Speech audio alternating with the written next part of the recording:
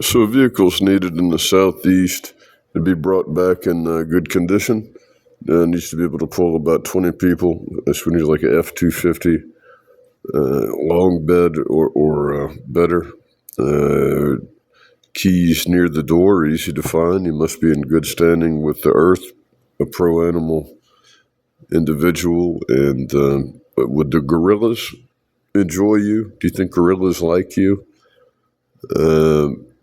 You're a pro-animal person in the southeast United States. If you could put the keys to a vehicle like that somewhere that your faith and its magical helpers could see, maybe included a time or two in a prayer, 3 times at most, and your vehicle will be appreciated, and it will see you in about 5 days.